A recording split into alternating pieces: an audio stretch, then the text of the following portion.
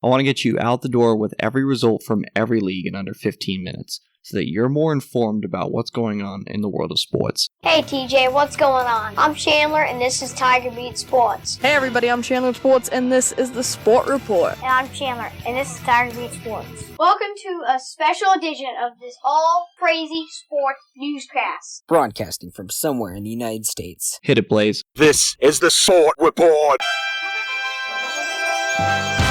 Wednesday, May 22nd. 2019. Hey everybody, I'm Chandler with Sports and this is the Sport Report. It's time to get you caught up on what's happening in the world of sports. This is Top of the Order. In a year that has been so improbable, the impossible has happened. This is Top of the Order. Our top story comes from across the border. No, we did not find Sport Report NHL correspondent Jack Esper. We're still working on that. No, it comes from Toronto, where the Toronto Raptors even the Eastern Conference Finals series versus the Milwaukee Bucks at 2 games apiece after their 120-102 victory last night. 2 nights after playing 52 minutes in a double overtime thriller, Kawhi Leonard was exhausted, but his bench picked him up. Fred VanVleet, Serge Ibaka, and Norman Powell combined for 48 points on 50% shooting. That's pretty incredible for 3 bench players that really haven't had a factor in this series until now. The Raptors also did a good job of stopping the Greek freak Giannis Antetokounmpo. He only had 25 points and 10 rebounds and 5 assists, which if you've been following the playoffs, that's way below his average. For a normal NBA player, that's about average. Chris Middleton added 30 points for Milwaukee. Nikola Mirotic was the only other player for Milwaukee in double digits. He had 11. For Toronto, they had 6 double-digit scores.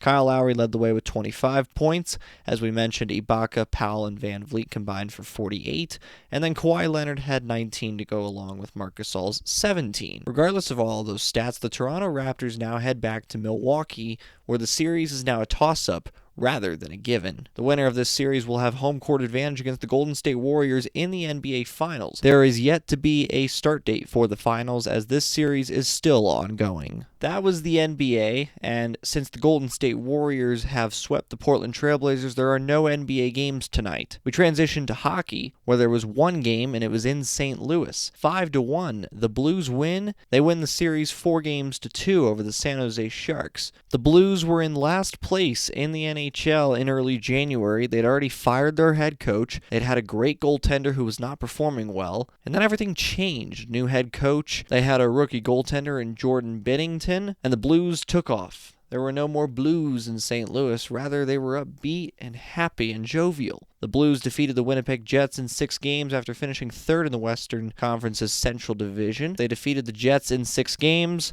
Yes, that was the series where we lost our NHL correspondent. I promise we're still trying to find him. Then they defeated the Dallas Stars in 7 games in double overtime. Then they defeat the Sharks in 6 games, outscoring the Sharks 10-1 over the final 2 games of the series in games 5 and 6. They will now play the Boston Bruins in a rematch of the 1970 Stanley Cup Final. And why is that significant? Well, there was a moment in the 1970 Stanley Cup Final, Game 4, where our NHL intro actually has this moment every time you hear the NHL intro. Back in front door, shot, scores! Bobby Orr from Sanderson! That is Bobby Orr flying across the goal after he got the pass from Sanderson. He scored it, and the Bruins would go on to win the Stanley Cup that year. They won it again in 72, then didn't win it until 2011, and now they have a chance in 2019 to defeat a team they faced in 1970, the St. Louis Blues. That series starts on Monday, May 27th at 8 p.m. Eastern on NBC. Now to our final sport of the night, and actually it'll be the only sport we cover tomorrow as well. Major League Baseball.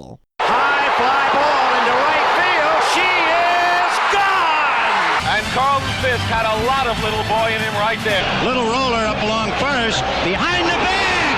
It gets through Buckner. Here comes Knight and the Mets win it. Touch 'em all, Joe. Home run!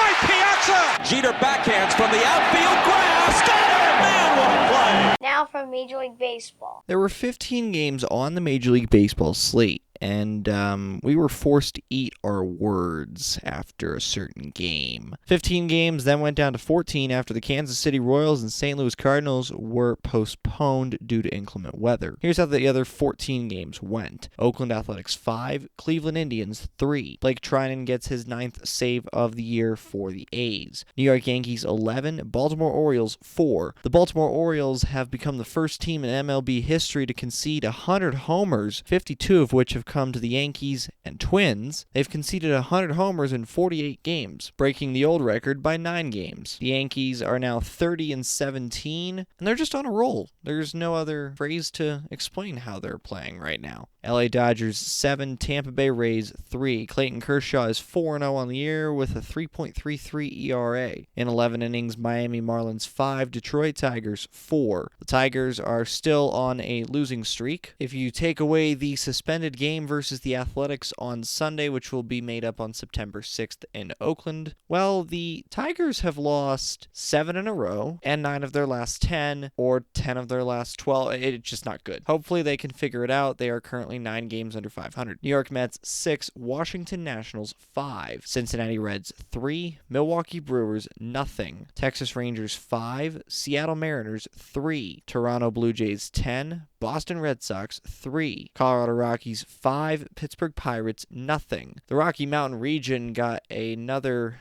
dusting, or depending on where you live, a few inches of snow, but it didn't matter. The Rockies were in Pittsburgh where they held the Pirates to 3 hits. Herman Marquez is 5-2 on the year as Chris Archer falls to 1-4 on the year. Marquez for the Rockies, Archer for the Pirates. Chicago Cubs 3, Philadelphia Phillies 2, Houston Astros 5, Chicago White Sox 1. This is where we eat our words. 2 nights ago, we said that Steph Curry missing a free throw is as rare as Justin Verlander winning a Cy Young. Well, I wonder if Verlander heard that, because he went out and pitched 8 innings of 1-hit, 1-run ball, which was a home run by Jose Abreu of the White Sox, in addition to 12 Ks. Those are Cy Young quality numbers. Verlander is now 8-1 on the season with a 2.24 ERA. San Francisco Giants 4, Atlanta Braves 3, Minnesota Twins 8, LA Angels 3. Finally, San Diego Padres 3, Arizona Diamondbacks 2. Zach Greinke is 6-2 on the year for the Diamondbacks. He's got a 2.89 ERA for them. Now, the Diamondbacks are not producing as many runs as their AAA team, which had 25 runs the other night, including performing a 4-home run game and another player in the same game who hit for the cycle. It's only happened once in Major League Baseball, Lou Gehrig for the Yankees in 1932. Maybe they start calling up players from AAA to Major League Baseball to figure out how they're going to score runs, because recently they haven't been scoring that many runs. But it is the Arizona Diamondbacks. Whenever we think they're not going to score runs or not being able to pitch, they always find a way to do either. They are 25-24 on the year, so are the Padres. That NL West is starting to get a little bit bunched up down there, even though everybody trails the Dodgers by at least 7 games. Arizona, San Diego, Colorado, and San Francisco all trail the Dodgers by 7, 7, 9.5, and 10 games, respectively. That's the Sport Report for Wednesday, May 22nd,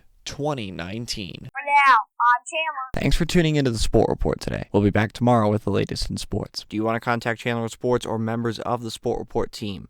Visit sportreportcws.com. This podcast is copyrighted by the Sport Report for viewers to understand sports from a news reporting basis. Any other use of this podcast, Sport Report logos, or anything associated with this podcast without the express written consent of Chandler Sports is strictly prohibited.